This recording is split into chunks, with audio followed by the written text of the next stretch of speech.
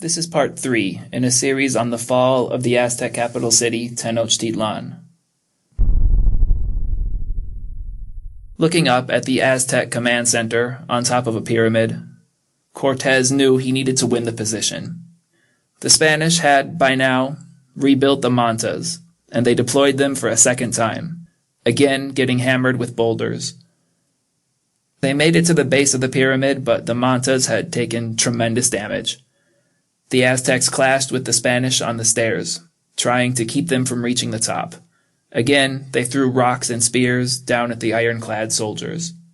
They even threw tree trunks in hopes of protecting their command center.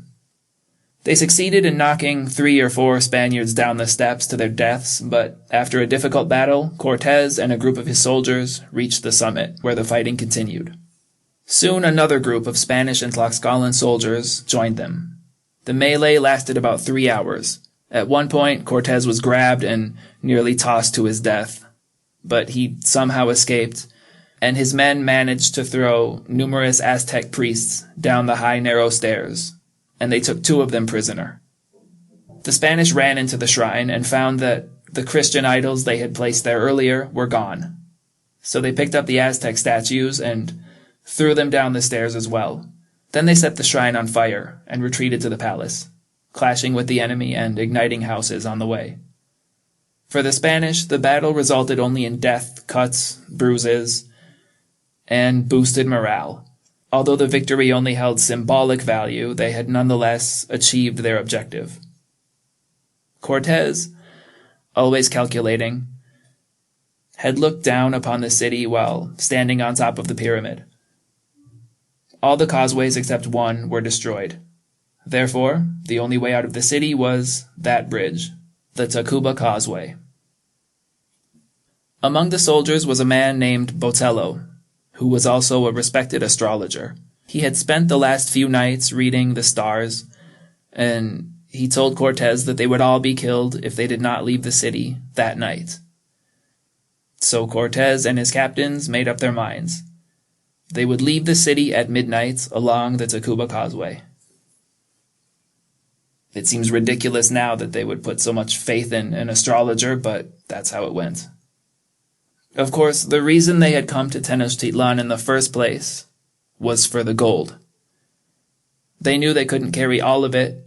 There were 8 tons in the treasury, so they divided it strategically. They took the royal fifth and loaded up horses and about 80 Tlaxcalan warriors to carry it. Cortez chose his most trusted men to guard the Quinta Real. Then they loaded up Cortez's own fifth. He told his men they could take as much gold for themselves as they could carry. And Narvaez's men did just that. But the others had been hardened through their journey with Cortez, and they knew the challenges ahead of them. They took less. Their native allies were uninterested in gold, so instead they took the green feathers of the quetzal bird. The men then constructed a massive makeshift bridge by stripping wood from the ceilings of the palace. 40 Tlaxcalans were ordered to carry it. They, along with about 150 others, would carry it in shifts. 150 Spanish soldiers would cover their flanks, and another 200 would cover from behind, along with over 20 cavalrymen. Several people were to be heavily guarded, including Malinche, fathers Olmedo and Diaz, 2 daughters and a son of Moctezuma, and other prisoners and dignitaries. On midnight of July 1st, 1520, they heard Mass and set out. It was foggy and raining, and the city was silent except for the rains and the quiet sounds of the fleeing army. They made it to the first breach in the Tacuba Causeway when, according to some sources, a woman's voice rang out. "Our enemies are escaping," she yelled. "They're crossing the canal." There's debate about whether a woman would have been out gathering water so late at night, but many of the histories put it exactly that way. Another voice called, "Follow them in your boats, cut them off and destroy them."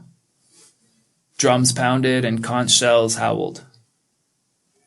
The Spanish set down the bridge on the first demolished section of the causeway. Some crossed it, but The combined weight of the soldiers and horses had wedged it into place, and they were unable to pick it back up. They had crossed the first broken section, but there were more ahead. The Spanish and Tlaxcalans were trapped. The first canoes arrived, bearing Aztec soldiers. Bernal Diaz writes, quote, "A great crowd charged down on us to remove the bridge and kill and wound our men, who could not help one another. And since misfortune is cruel at such times, one disaster followed another. Because of the rain, 2 horses slipped and fell into the lake.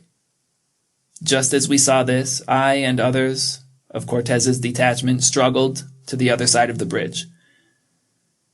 But we were borne down by so many warriors that, hard though we fought, no further use could be made of it. The channel was soon filled up with dead horses, Indians of both sexes, servants, bundles, and boxes." Unquote. Cortez's vanguard made it to another breach in the causeway and had to swim across. Once they were safely away from the fighting, Cortez put a few of his men in charge of guarding Malinche and the other non-combatants, and he and several officers then jumped back into the water and rejoined the fight. 2 Aztec soldiers saw Cortez fall into the lake. They pulled him out, most likely intending to sacrifice him later, but he was saved by 2 of his own warriors. The rear guard got hit the hardest. They were pursued from behind and besieged on both sides. Many of them took arrows to the chest and died. Others were beaten with clubs. Still others were dragged off alive to be sacrificed. Most of them were Narvaez's men, weighed down by the gold they had looted. An Aztec account says that so many people drowned there that a human bridge was formed. Quote, "The canal was soon choked with the bodies of men and horses. They filled the gap in the causeway with their own drowned bodies. Those who followed crossed to the other side by walking on the corpses." Unquote. When you consider that the final assault on Tenochtitlan would involve, according to one prominent conquest historian, 200,000 native allies of the Spanish, you can get a sense for the sheer numbers being thrown around here. Alvarado offered to stay near the rear, while Cortez at the forward section escaped. They arrived to the city of Tacuba just before dawn. The Spanish would come to call the night La Noche Triste, or the sad or sorrowful night. The citizens of Tenochtitlan saw it in a more positive light. For them, it was a measured victory. They had wanted to smash the brutal army, but it appeared that the invaders had finally left, and that must have seemed good enough. The night ended with around 4,000 Tlaxcalans dead and 600 Spanish. Aztec casualties are unknown.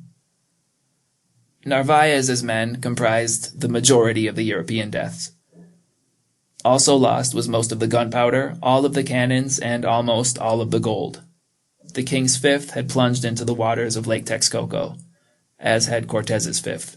Realizing the enormity of his losses, Cortez stood under a cypress tree, called an ahuehuete in the Aztec language, and sobbed. And that tree still exists today, barely. It's dead, and it's really nothing more than an enormous trunk held up by concrete stakes. It was destroyed by several fires in the intervening centuries, but if you go to Mexico City, you can take the subway to Popotla Station, and it's right outside. During the fighting, some of the soldiers in the rear guard saw that they couldn't advance, so they retreated back into the city and hid in the palace they had just left. It's also possible that nearly 300 soldiers were just never informed of the planned midnight escape. They were staying in a nearby temple, and apparently the man who was supposed to tell them forgot. They were found and sacrificed, as were the men from the rear guard who retreated to the palace. The Spanish took stock of their situation. Among the dead were Moctezuma's son and one of his daughters. The astrologer Botello had also died. All of the horses were injured, and many had drowned. The governor of Teotihuacan was killed, along with 2 sons and several daughters of the king of Texcoco. In that ruined condition, they set out for the city of Tlaxcala, more than 50 miles away. Diaz writes, quote, "We decided to leave the place as quickly as possible, and 5 Tlaxcalans who found a path without following the road guided us until we reached some small houses built on a hill. Beside them, a fortress-like temple that was their shrine." Unquote. That night they had nothing to eat. They were at their weakest, but the Aztecs had stopped attacking. That would turn out to be the biggest mistake of the war. They attacked in small, disorganized groups, just to be a nuisance rather than to kill them all. They thought the Spanish had fled their city forever. The citizens began to reorder the causeways and canals. They stripped the corpses, collecting swords, rifles, and other weapons, as well as clothing, armor, gold, jade, saddles, and horse armor. The men who took captives prepared to sacrifice them. They painted their own faces red, dabbed yellow at the temples, put on orange cloaks, and held obsidian daggers. The dead Tlaxcalans were taken farther out on the lake and tossed overboard. They cannibalized some of the dead and threw other corpses to the zoo animals. Cuitlahuac distributed food among the citizens, since usually the end of July was a time of food shortages. The charity was also meant to display power and dominance through generosity. There were likely victory dances as well. The sacrifice victims would have their hearts cut out, their heads cut off, and their bodies thrown down the temple stairs. And this is where I have to quote Hugh Thomas's book Conquest, because the sacrifice rituals were astonishing. Quote, "It is far from clear whether the capture of the Castilians, meaning the Spanish, was considered a great triumph, as the capture of the Tlaxcalans was, or whether they were classified with the lowly Huastecs of the coast. The latter seems probable. In that case, the victims might not have been offered any of the obsidian wine, called pulque, or hallucinogens, in order to soothe their brains before death. Nor is there any certainty that these Castilians, quote, died like a flower, unquote, as the Mexica, meaning Aztecs, spoke of those who met death gallantly. The silence among the chroniclers on these things suggests that after this battle, some of the traditional rites affecting prisoners may have been forgotten. For example, a captor in the past had looked on himself as the prisoner's father. He, it was, who would hand him over to the prisoner's hall, a cellar of the royal palace, before sacrifice. There, prisoners would be treated in luxury until the hour came for the fatal ceremony. Perhaps these things, in the heat of the moment, were waived. Were these prisoners longitudinally painted with red and white streaks, as was normal for victims? Were they persuaded to carry little paper flags to identify themselves as candidates for the block? And were they dragged up the steps by their hair, since surely they did not make the ascent willingly? One must assume that afterwards, as was always the case, the hearts of these men, Spanish and Indian alike, were placed in the stone so-called eagle bowl, and that the captor dined off one of the thighs, while the other was eaten in the palace. If there were several captors, the bodies of the captives were divided. The first of the captors took the right thigh, the second captor took the left, the third took the right upper arm, the fourth took the left one, etc. Probably the torsos were either handed over to the animals in the zoo or taken for consumption by vultures on a remote part of the lake. Their heads, and the captured horses' heads too, would of course be displayed on the skull rack. The Mexica would not have pitied these Castilians. They had, by dying on the sacrificial stone, become companions of the eagle, who would normally, for 4 years, sit in attendance on the sun itself, singing war songs and enacting mock battles, before being reincarnated as hummingbirds. But these privileges may not have been allocated to the prisoners of the Noche Triste. Unquote.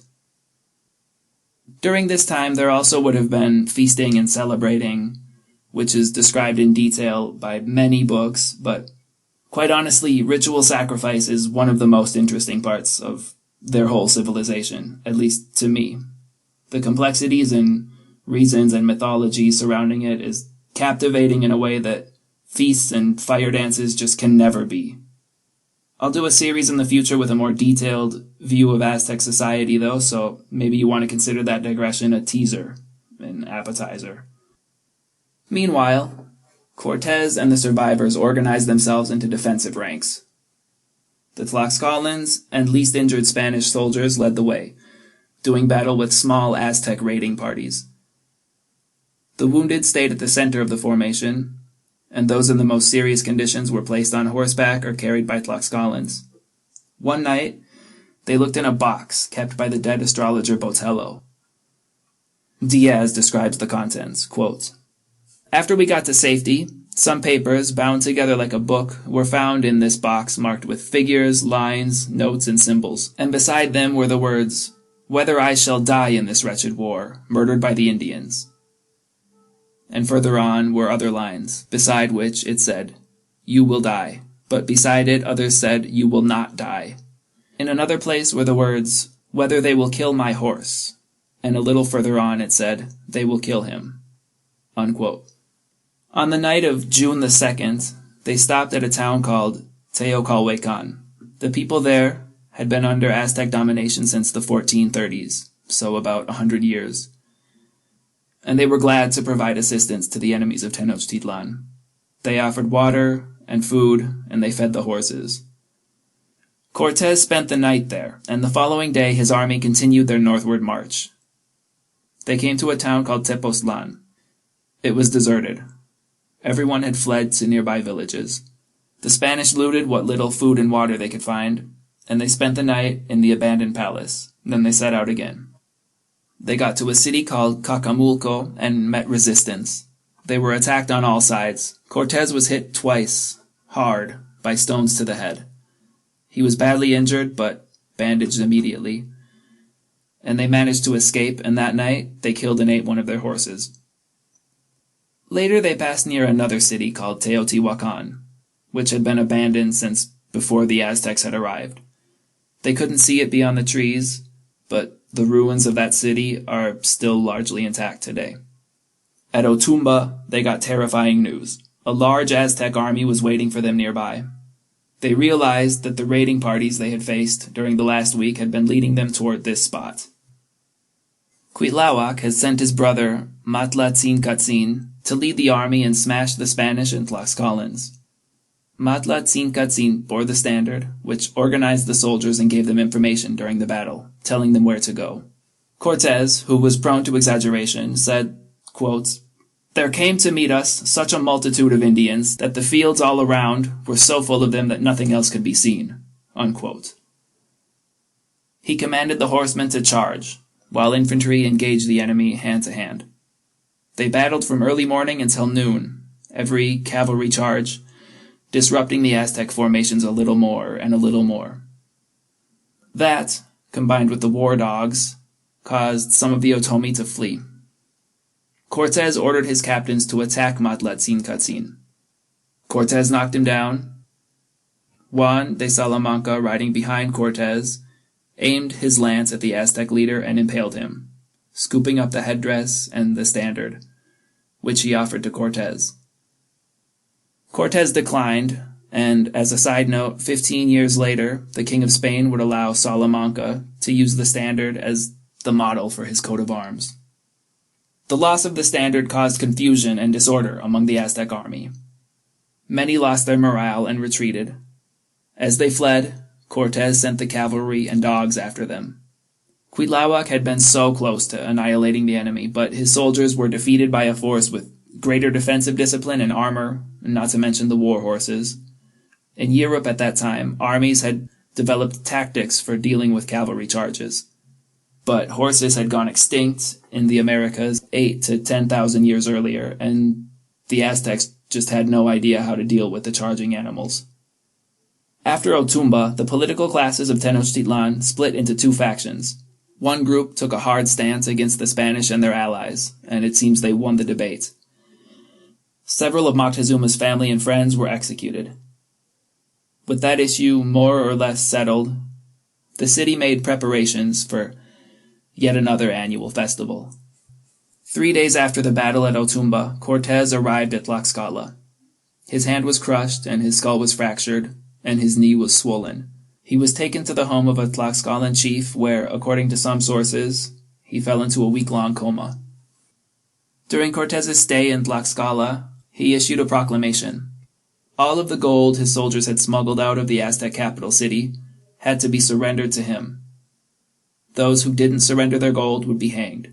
And there's shaky evidence regarding what happened next. A few years later, some people alleged that 45,000 pesos were taken and that Cortez pocketed all of it. Someone else said a few people were hanged for not giving up money. Regardless, the proclamation sparked more talk of mutiny. The Aztecs sent emissaries urging Tlaxcala not to assist the Spanish. A man called Xicotenga the Younger agreed, but the rest of the council did not, including Xicotenga the Elder.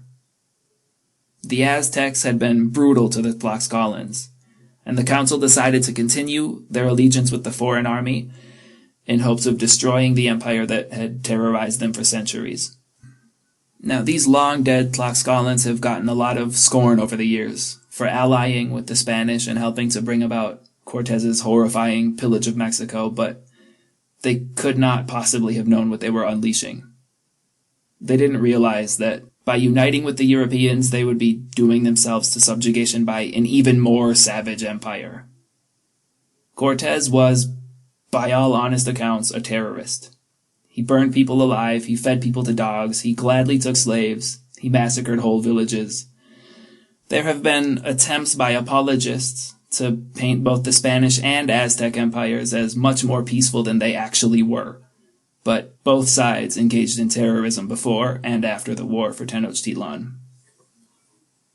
After sending away the emissaries of a brutal empire that demanded regular payments in the form of food and slaves, and an empire that was now begging Tlaxcala to ally with them, the city leaders wanted to renegotiate their allegiance with Spain. They wanted assurances that they would never have to send another young man or woman to be sacrificed by whoever ruled Tenochtitlan in the future. Furthermore, if Cortez managed to sack the city, they wanted a share of the wealth, in addition to control of regions surrounding their own, including Cholula and Tepeaca. They also wanted a fort in the capital. Cortez had no choice but to agree. He relied on the tribe to feed and care for his soldiers, and he knew that he could not take Tenochtitlan without their warriors. The Spanish were at their weakest. Without an alliance, they almost definitely could have been defeated, and that's part of why the Tlaxcalans get so much scorn these days. But they knew he needed them, and they drove a hard bargain. When that deal was done, and the Tlaxcalans were happy, Cortez had legal papers drawn up.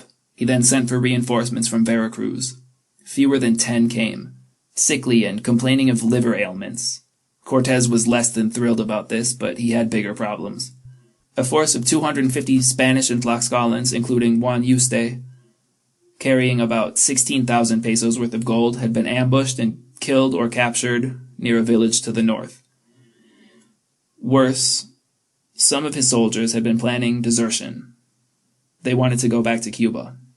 In fact, they had composed a letter, and I'll paraphrase it, quote, "Very magnificent sir, the captains and soldiers of this army appear before you and say to you that the deaths, damages, and losses which we have suffered while in the city of Tenochtitlan are well known to you. Most of our men and horses are dead, the artillery is lost, our ammunition is exhausted, and we are lacking in everything with which to carry on the war. In addition, in this city, where we seem on the surface to have been given a good reception, we have found for certain that they are trying to reassure us with pretended words in order to lull us into a state of false security. And then, when we least expect it, they will attack us and finish us off. We cannot believe their promises. They will unite with their enemies and destroy us. Besides, we see that your excellency, our leader and general, is badly wounded. The surgeons fear that you may not survive. All these things afford good reasons for us to abandon this city. If you continue the war, it will lead to our destruction. Therefore, we ask and beg your excellency, and, if necessary, demand that you set off for Veracruz." Unquote.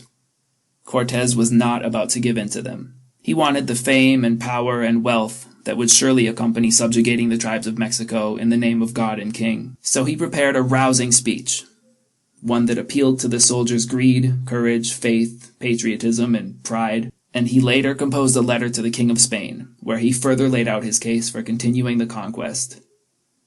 And he recalled the speech he gave. Quote, "To show the natives that we lack courage would turn them against us. Fortune always favors the brave. We are Christians who trust in the great goodness of God, who will not let us perish utterly, nor allow us to lose such a great and noble land. I would not abandon this land. Apart from being shameful to myself and dangerous to all, it would be a great treason to your majesty." Unquote. He also may have added a few parts years later for posterity's sake. He claimed to have said things like, "What nation which had ruled the world had not at least once been defeated?" And "What famous captain went home because he lost a battle?" And "Is there not one among you who would not take it as an insult to be told that he had turned his back?" Cuitlahua got word that his offer had been rejected by Tlaxcala, so he looked for allies in other places. His emissaries went to the region of Tarasca and spoke to the leader. They told him, quote, "Our Lord of Mexico sends us to report to our brother about the strange people who have taken us by surprise. We have met them in battle and killed some 200 of those who came riding deer." The speaker is referring to the horses. "Those deer wore coats of mail. They carried something which sounded like clouds, which, making a great thundering, kills all those whom it meets. They are accompanied by people from Tlaxcala." Unquote. The speaker called Cuitlahua the Lord of Mexico, which was true, but perhaps not in the way you might be thinking. The word Mexico back then referred to the valley surrounding Tenochtitlan. There was no country called Mexico that stretched, from Texas and California down to Guatemala and Belize. Mexico meant the Valley of Mexico, and the leader of the Aztecs controlled most of that valley, as well as vast swaths in all directions, none of which was called Mexico. The leader of Tarasca spoke with his advisors in private. He told them, quote, "What shall we do? This message, which they have brought me, is serious. We never used to know that other peoples existed. Yet what purpose would I have in sending my soldiers to help Mexico? We have always been at war with them, and there is rancor between us. The Mexicans are very astute when they talk and very artful with the truth. We must take care lest it be a trick. They may want to have vengeance on us by killing us through treachery." Unquote. They needed more time and information before deciding, so their response was to send the messengers away with gifts of plates and blankets and clothes. And later the Tarascans spoke with the people from Otumba, who said that there indeed had been a great battle in Tenochtitlan, and that the city smelled of death. Tarasca sent messengers to Cuitlahua, whose advisors proposed moving against the Spanish in a pincer move, but the leader of the Tarascans was still unsure. He said, quote, "We might go only to die, and we know what they would say afterwards. Perhaps the Mexica," again meaning Aztecs, "would betray us to these new people, and be responsible for having us killed. Let the Mexica do their own killing. Let the strangers kill the Mexica, because for many years they have lived in the wrong way." Unquote. Ultimately, they denied Cuitlahua his alliance. So the Aztec leader made just a pitiful plea for assistance. Any town, he said, that killed the Spanish or expelled them from their cities would get an exemption from sending tributes, taxes, to the Aztecs for, wait for it, a whole year. The tribes must have fainted at the generosity being offered. This is kind of a bad example, but imagine the guy who robs you every day saying, "Hey man, you gotta help me out. That guy over there is gonna kill me. If you help me out, I won't rob you tomorrow." Except in this case, the other guy is coming to burn down your city and steal your home and kill your family. But you don't know that at the time. How could you? In this instance, you just want to be free of the petty crook. On August 1st, 1520, the Spanish left for Tepeaca. The battle would serve several purposes. It would help to boost their morale while damaging Aztec morale. It would open the most efficient routes between Tenochtitlan and Veracruz, and it would send a message to Cuitlahua and the Aztec nation, a message of dominance and fearlessness. They marched with 450 Spanish soldiers, 17 horses, 6 crossbowmen, and 2,000 Tlaxcalans. On the way, Cortés sent a message to Tepeaca, telling them to submit or face severe punishment. The rulers of Tepeaca responded that they were low on sacrifice victims, and the Spanish would serve just fine for that purpose. Hearing the reply, Cortés declared that the Aztecs were rebelling against the Spanish crown, and that anyone captured would be forced into slavery. At the end of the day, 400 Tepeacans were dead, and all of the Spanish survived. The people of Tepeaca saw their temples ignited and their religious statues destroyed by an army claiming to represent some sort of one true god. Cortés then took the city for Spain and ordered his men to raid all nearby villages where Spaniards had been killed. The people in those cities, men, women, and children, were force-marched to Tepeaca. Cortés was waiting in the town square with a branding iron shaped into the letter G for guerra, meaning war in Spanish. Every one of them was held down as the iron heated up on the coals. When it was bright red, the metal was pressed against their faces. Remember when I said Cortés was a terrorist? This is what terrorists do. Cortés's reign of terror was just starting to warm up.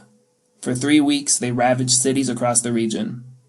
Those who resisted had to face the armored war dogs. In the city of Cachula, they told the people not to resist or they would all be killed. The men complied and laid down their arms. The entire population was taken back to Cortés at Tepeaca. All the men, about 2,000, were killed. All the women and children, about 4,000, were branded and enslaved. In the region as a whole, they might have killed between 15 and 20,000 people. The Tlaxcalans sacrificed roughly the same number. The historian Hugh Thomas says those numbers are exaggerated, and that might be the case, but the true figure can't be far off, considering that maybe 5 other towns suffered a similar fate. By September 1520, they had in some ways destroyed the entire region. Cortés founded a new city called basically border security, and he looked back toward Tenochtitlan. He knew that taking it by force was nearly impossible, so he gave instructions to his shipbuilder Martín López. López was to take 3 skilled carpenters and as many Tlaxcalan laborers as he needed, and he was to set out for a nearby forest, where he would cut timber, pine, and oak trees, and shape them into the pieces needed for 13 warships. Tenochtitlan was surrounded by a lake, and that lake would be the city's downfall, or at least a large part of it, because Cortés had an unknown ally, an invisible army that had already invaded Tenochtitlan and was beginning a slaughter. Smallpox had begun to spread in the Aztec capital city, and it would climb to the very top of the empire.